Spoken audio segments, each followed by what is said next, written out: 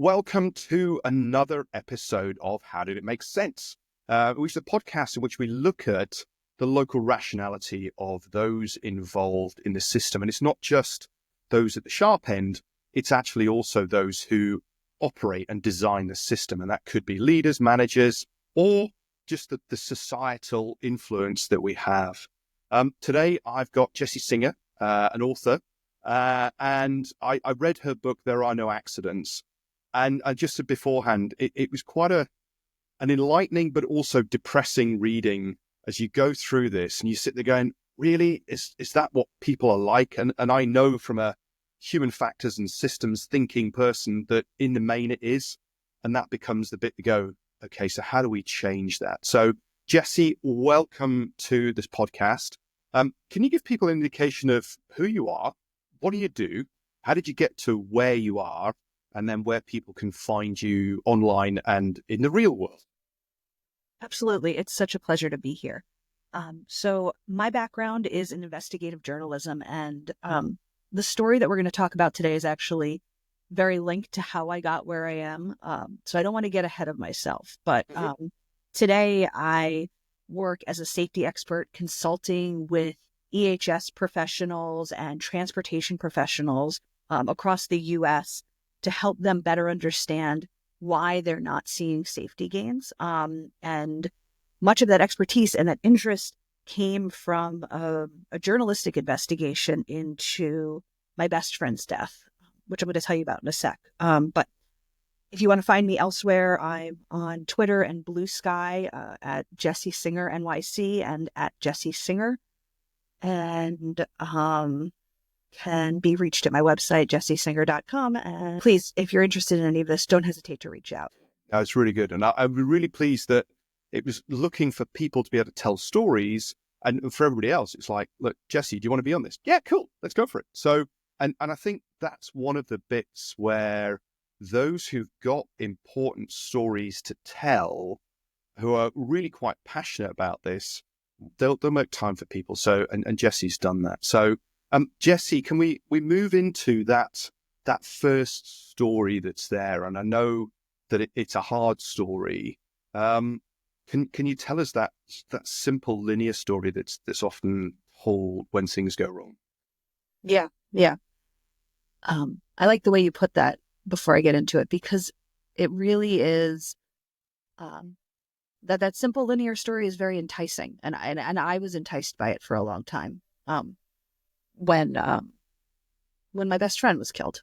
My best friend's name was Eric Ng. He was a kind, funny, deeply righteous person. He was a math teacher in New York City where we live.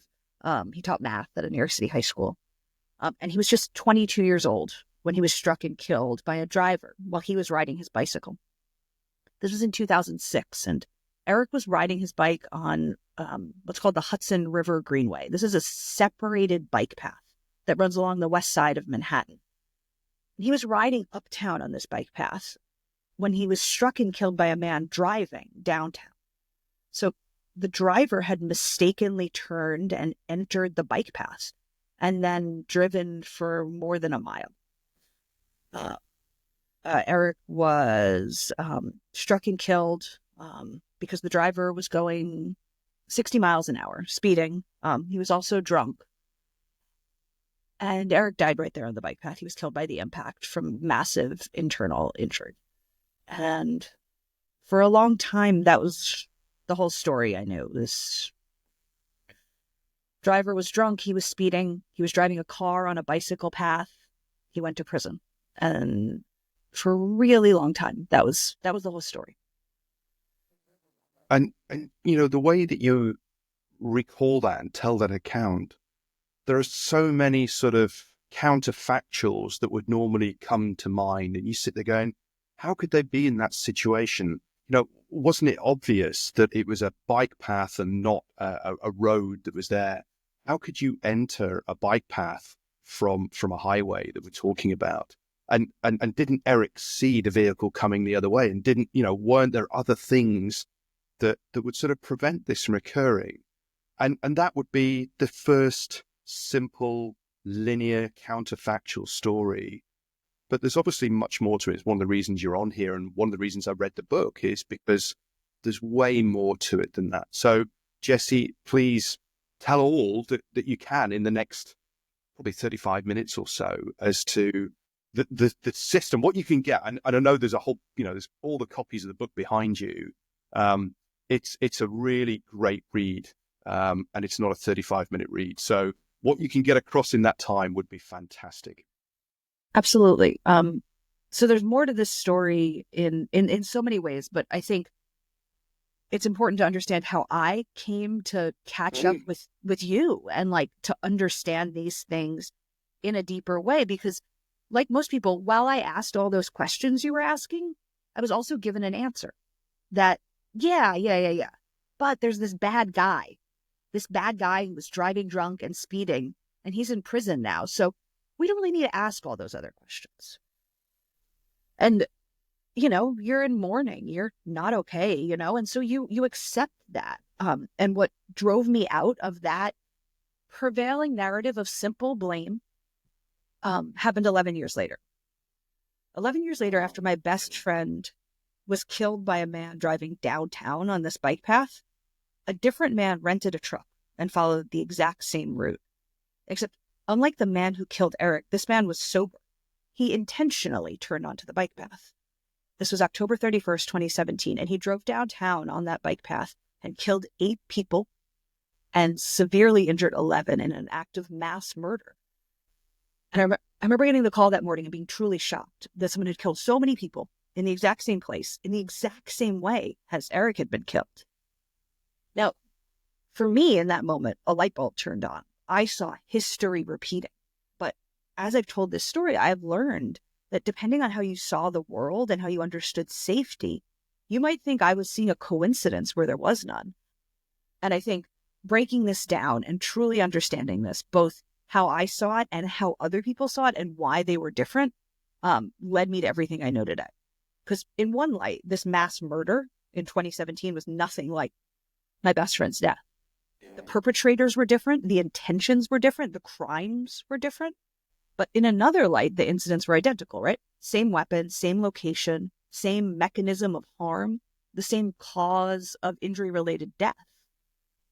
And so the question of whether history was repeating or I was seeing a coincidence where there was none was all about how you saw the problem. And this is really like my breakthrough moment is, did you think that all of that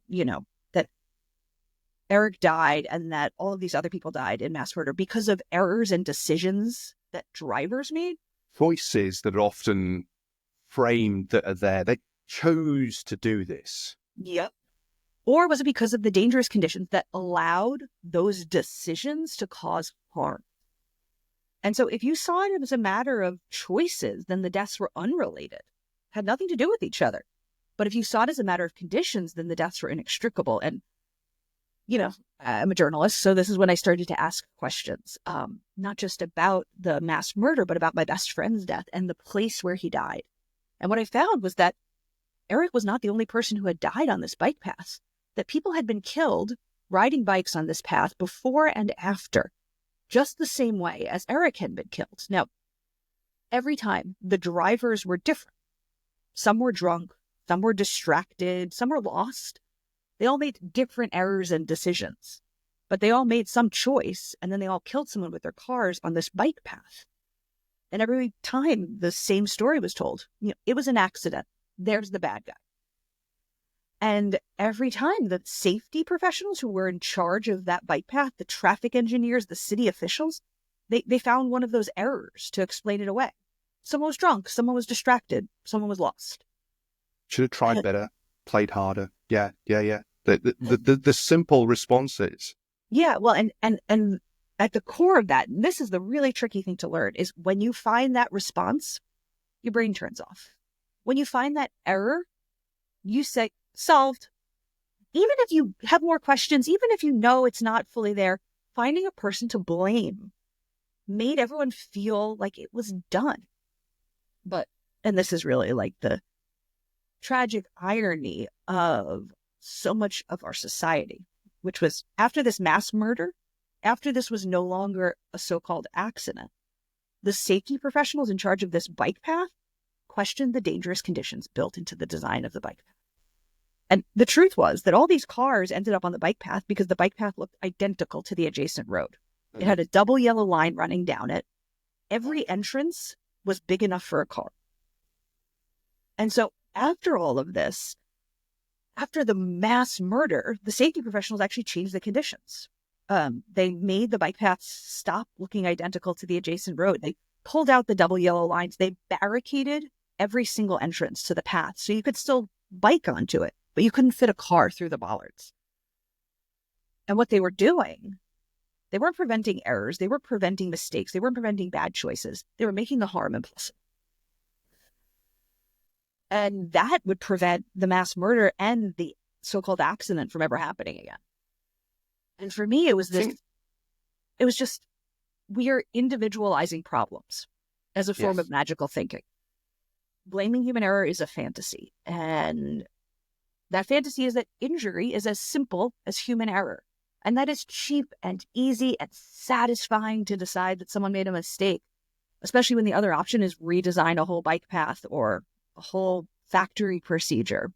But it's a deadly fantasy. I think the bit that unfortunately triggers that change is it's got to reach an emotional threshold. One of the papers I read from Eda Henriksen from Brazil was talking about you've got to have a politically relevant event. And in the space that I operate, mainly in the diving space, there aren't politically relevant events. There are about 250 people die a year in recreational diving. A lot of those are health related, cardiac related, but you could sit there and go, actually, the way that diving is marketed as a safe, sexy, accessible sport to everybody, they think it's that way. But it's not. It's an unforgiving environment. And so we're never going to have enough people die in one go.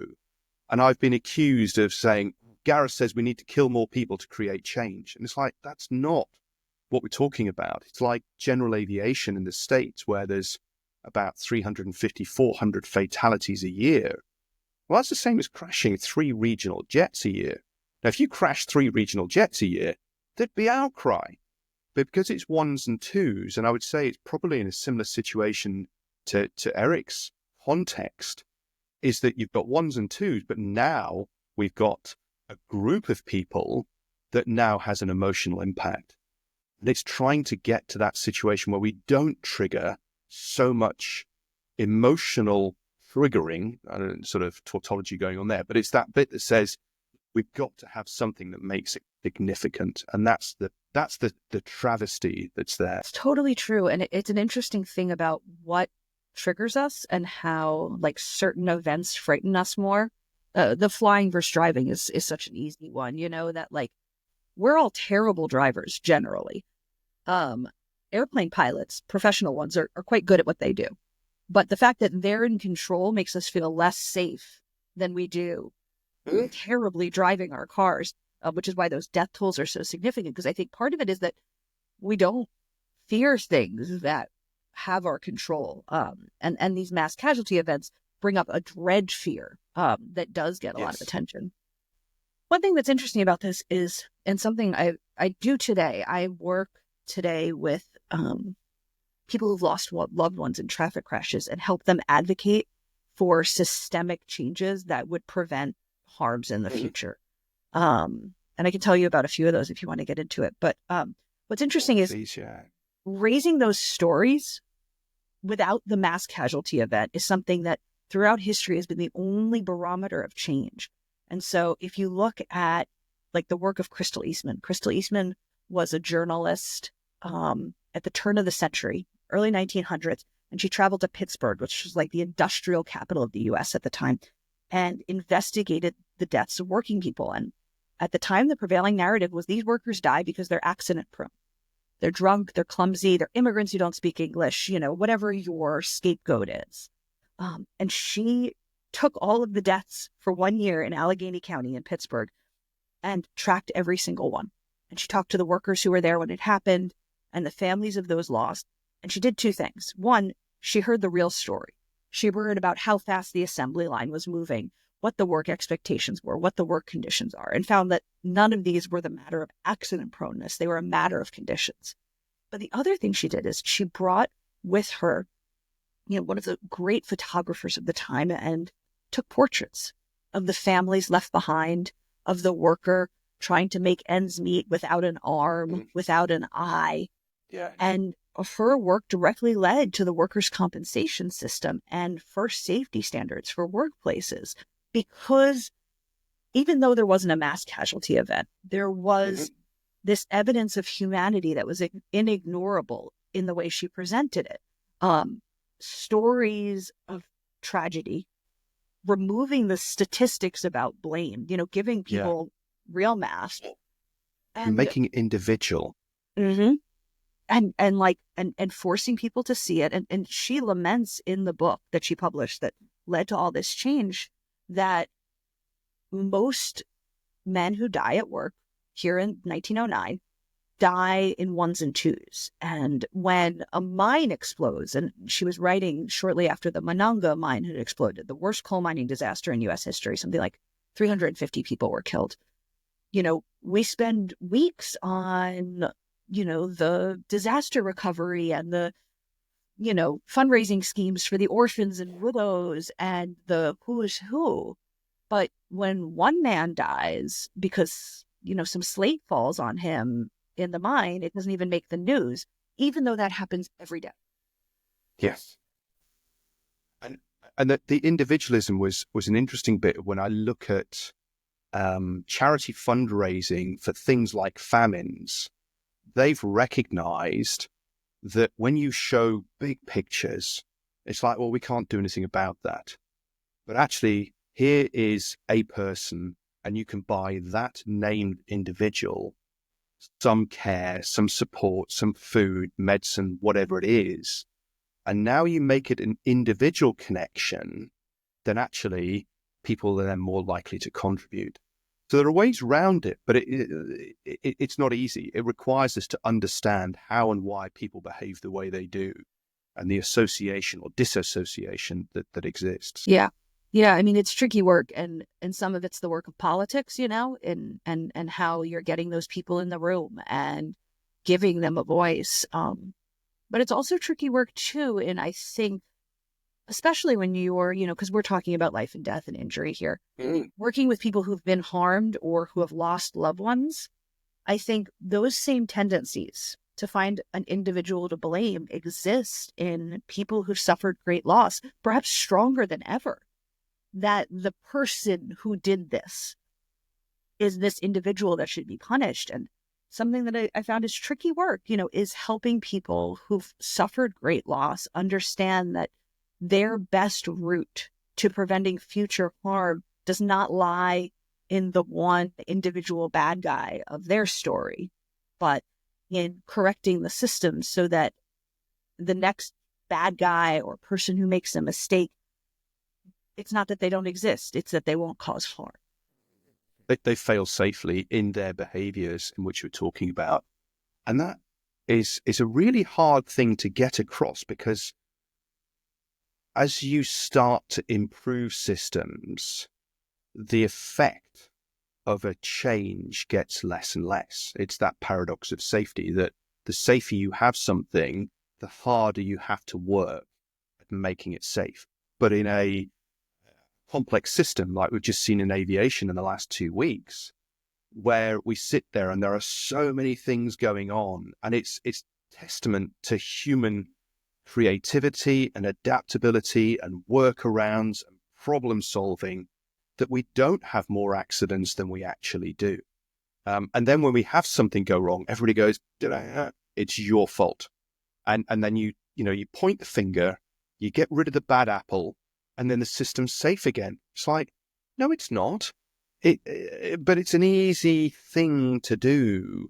And I think, that's at the sort of the global level. And so one of the things that I just found quite amazing was in the book was the history and the demonization of pedestrians. And in the UK, we have lots of footpaths next to roads. And there are times where I've gone, I go working, traveling in the States, and I'll go running. And it's like, okay, where's the pavement? And there isn't. And so what I found interesting the hard way is in the UK, I would normally run facing the traffic because that's the safe thing to do. So I can see the traffic coming.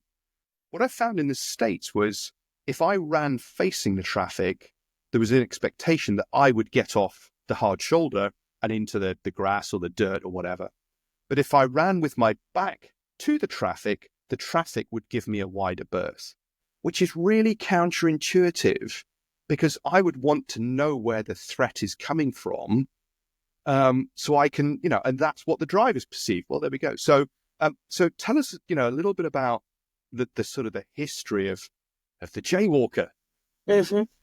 This is a really interesting thing, especially to talk about after someone like Crystal Eastman, because essentially all of these industrialists before there was workers' compensation were like pushing this playbook that like the reason so many people die at work is that they're accident prone. And this was like a real invention that they tried to diagnose. They brought in industrial psychologists and all of this. And then essentially they lost that fight. We standardized and regulated safety. And suddenly there was a cost for the unsafe workplace to these industrialists. But 20, 30 years later, the automobile becomes popularized and affordable. And lots of people start dying in traffic crashes. And automakers essentially looked to the industrialists and followed their exact same playbook. And so just, since this is a global audience, I think an important thing to understand is in the US, it's a really big country. Our cities were like most of places in Europe. They were central places that were deeply pedestrianized before the automobile. The street was for selling and buying goods, for children playing. It was an open air marketplace and a public space. And why the automobile was so dangerous was that automobiles were these very fast, very sharp machines that were introduced into the space. No one knew how to drive really. And so most of the death toll was pedestrians. And the most important part of this story is that the way people reacted to that moment was with protest. People were furious, and they were furious at cars. And so people were demonizing and protesting the vehicle, that the vehicle was evil, demonic, coming to get you, not meant for cities. And in their protest, they were also starting to form regulations that would change how the automobile fit into the city.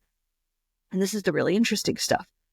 And so they started to push for laws that would limit the speed of vehicles in cities or limit where vehicles could go in cities. And for automakers, this was a huge deal because this would totally affect their ability to sell cars. I mean, any limit on them. And so automakers tried to sell themselves as safety people, except they had a really specific point on safety. Their point on safety was, well, it's not the car. There's nothing wrong with the car. It's the driver and the pedestrian that are the problem. Yeah. And our laws. It's the human. You've got to fix the human. Yeah.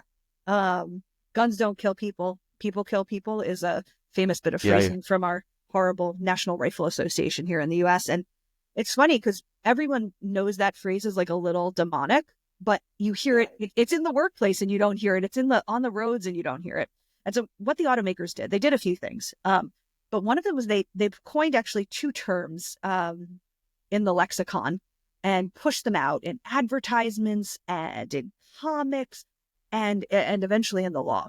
And those two terms were jaywalker. Now, jaywalker, a jay is like an old timey word for like a hillbilly.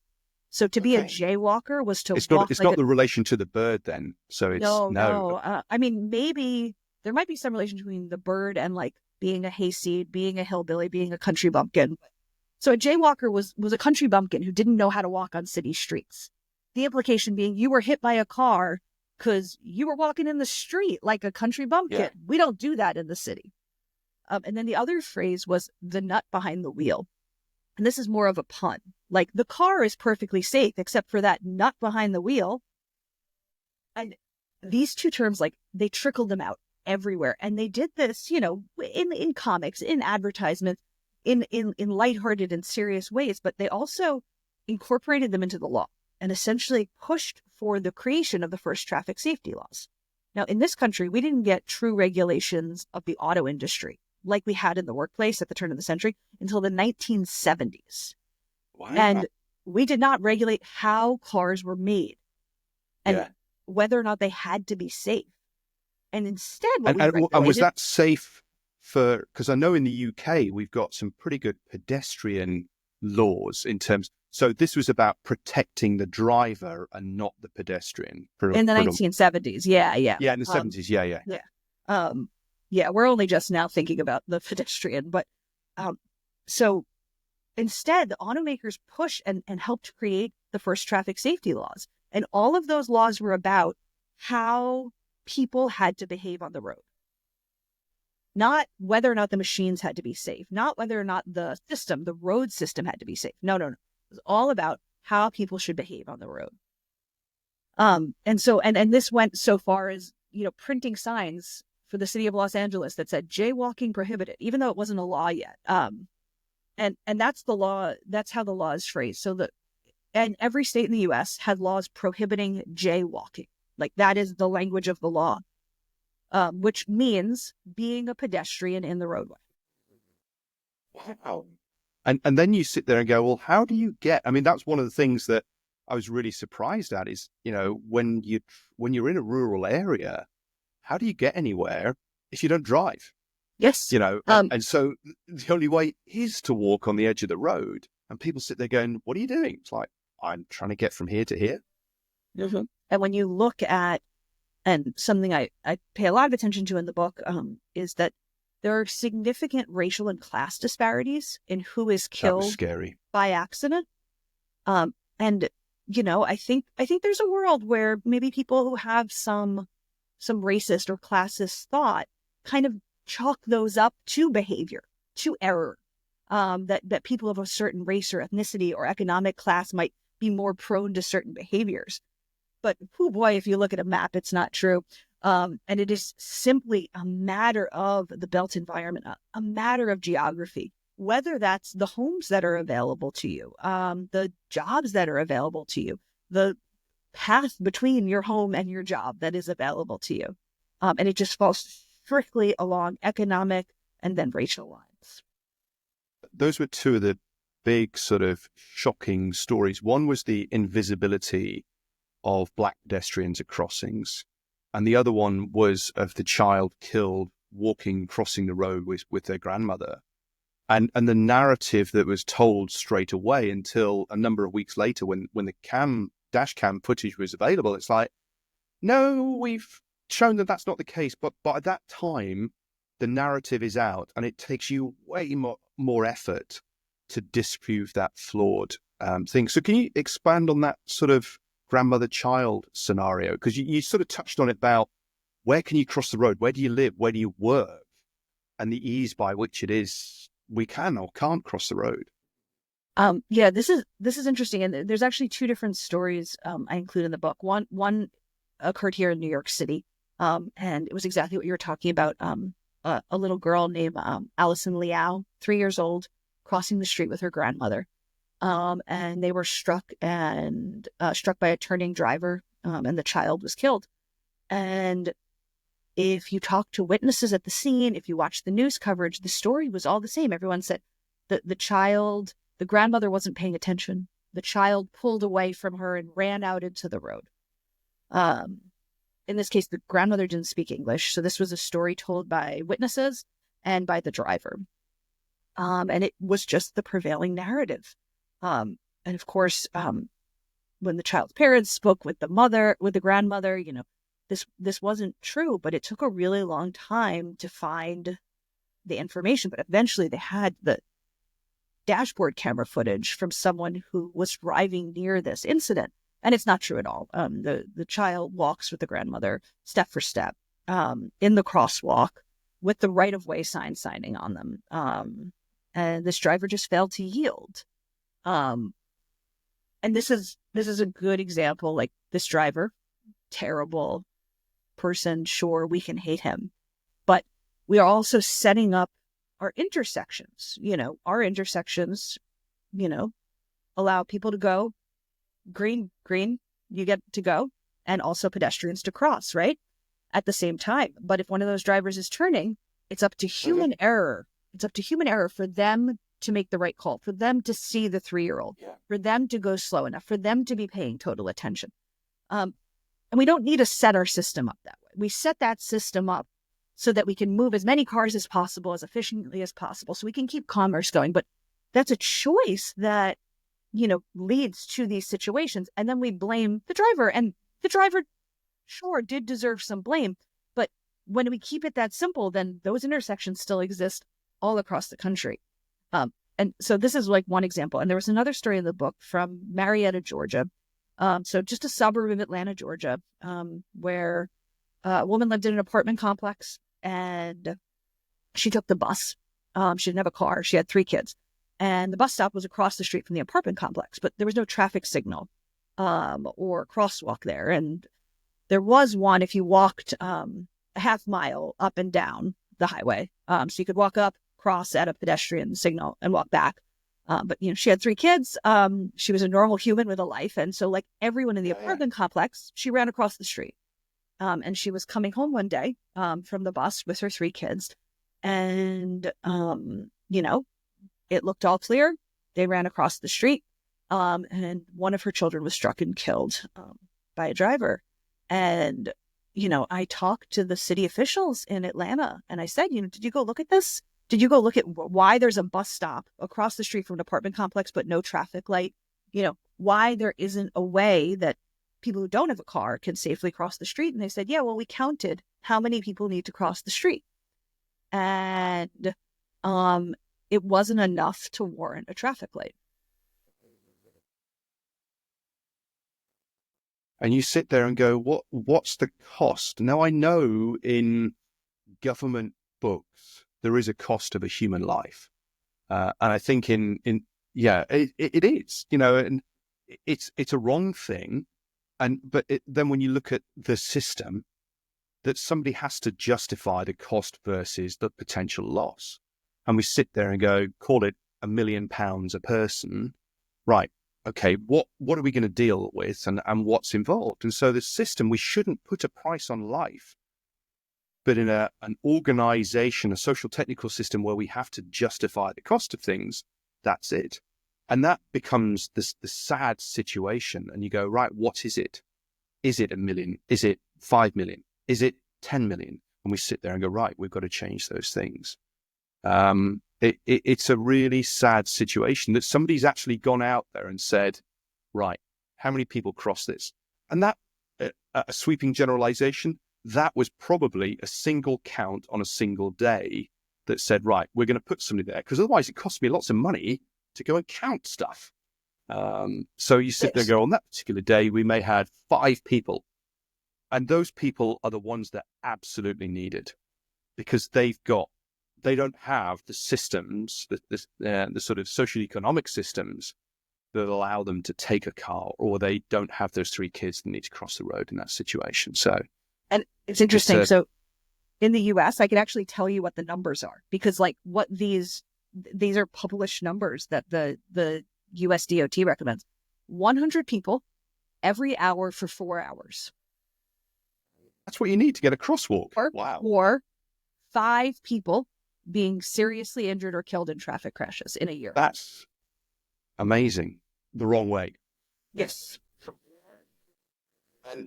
And so you end up sort of, human resilience would mean that there's probably a whole bunch of close calls there that don't count as statistics.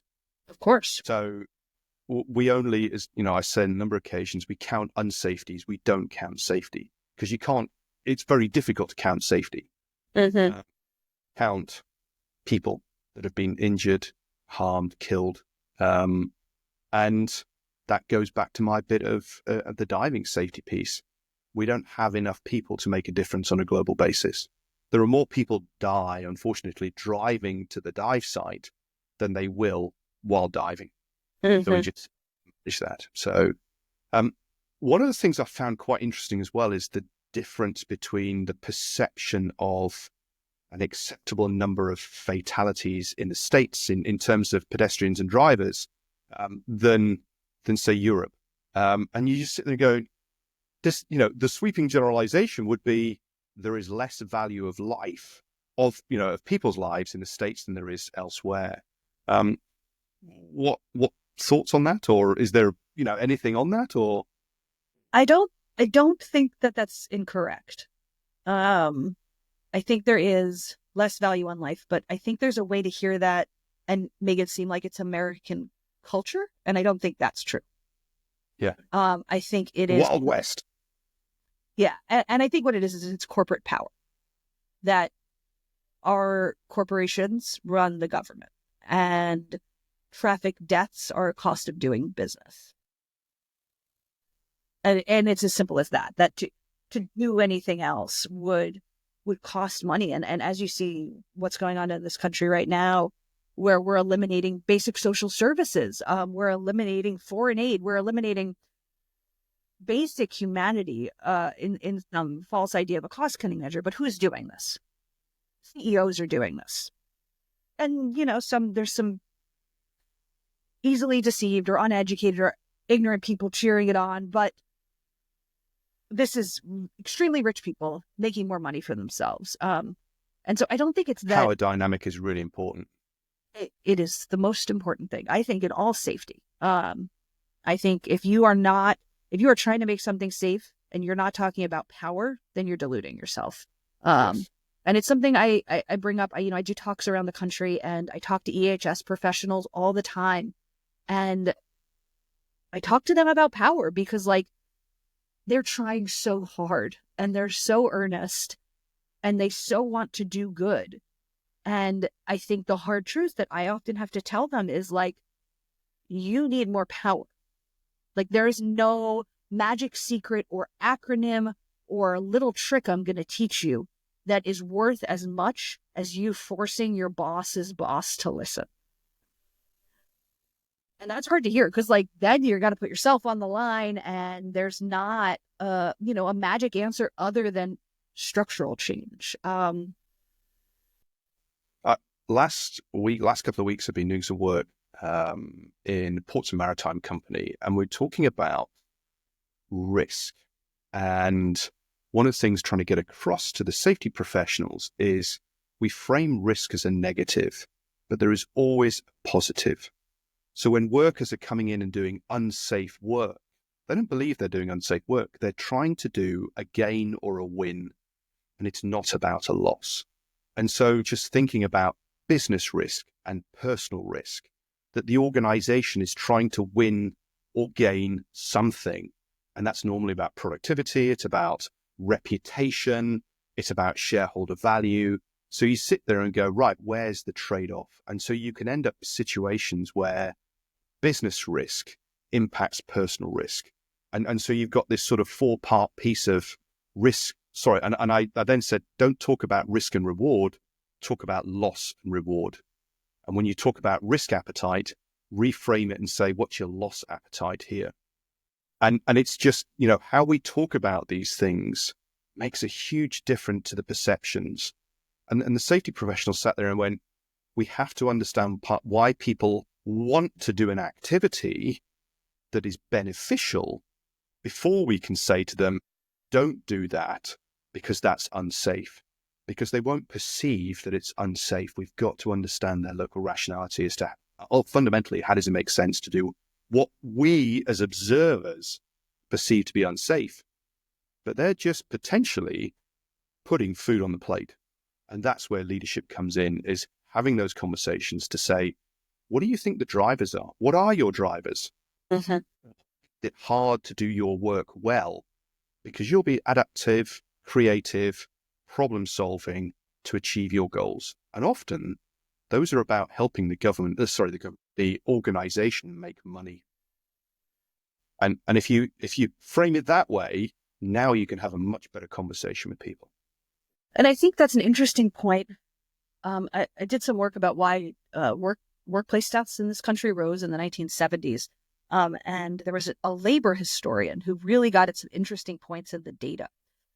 And it wasn't that unionization levels changed dramatically in this period, but unionization shifted from a shop steward model where you're a worker and you've got a guy who's one above you and he's in charge of you and 20 other people and keeping you safe, and he's got a line to management. From that model to a model of collective bargaining, where safety, along with all other matters of the contract, are negotiated once a year in a big conversation. And really, the sort of safety you're talking about requires a constant line to power, a constant relationship with how the work is being done, rather than, rules and manuals and structures that don't constantly have those levels of reinforcement. And so people who are powerful and invested in workers' interests, or invested in, the people at the interests of the people at the sharp end. Yeah. Their team members, their leaders, and they they're are not, leaders. and they're not in service of the profit. That Excellent. tension between, the CEO's got to make money and the shop steward who's got to protect his people, I think is extremely important. And I would love to look for ways to replicate it in non-union environments, in environments where the union doesn't make any sense, where, because without that, I think people are pushed, Yeah. There's always tension. And just on that tension, one of those is time. So thank you for sharing that, Jessie. In terms of helping others grow and learn, I ask people to talk about a video, a book, an article, or whatever, and it can be more than one. And then we'll put them in the show notes. So what would you recommend people go and consume to further their knowledge in a topic that really interests you, that would help them? Yeah, absolutely. All right, I have a few answers. One, since we talked about her, Crystal Eastman's Work, Accidents, and the Law is an extraordinary book, and it was written in 1909, and it reads like it was written today. It's fascinating look at how people die in the workplace and how it started to change. Something written in the 1970s, Ralph Nader's Unsafe at Any Speed, The Designed-in Dangers of the American Automobile, really helps you understand how the system of building a car changed and the ways it was being manipulated by corporations. A new book called Killed by a Traffic Engineer by a man named Wes Marshall is an excellent look at why people are still dying in such numbers on our roads. And then, because you mentioned journal articles and papers, I wanted to share my all-time favorite called On the Escape of Tigers, an ecological need. And this was written by Dr. William Hayden in 1970. He would go on to become the first administrator of the National Highway Traffic Safety Administration. He wrote this for the American Journal of Public Health, and it is a metaphor about understanding safety and blame. And it is beautifully written and absolutely fascinating. Brilliant. Thank you, Jessie. We'll stick those in the show notes, and I'll go and find what I can out of those myself. And I love consuming this stuff, and I love talking to people who are passionate about creating change. And thank you for sharing your deeply personal story and how it takes potentially one person to abstract across multiple spaces and go, ding, ding, ding, ding, there is something there. It is not just the stupid human who wasn't paying attention, that actually it is the systems. And, and paying homage to James' reason, we can't change the human condition, but we can change the conditions in which humans work. And that applies to all space, and work can be leisure activities too. So Jessie, thank you very much, and we'll see you soon. Take care. Thank you so much.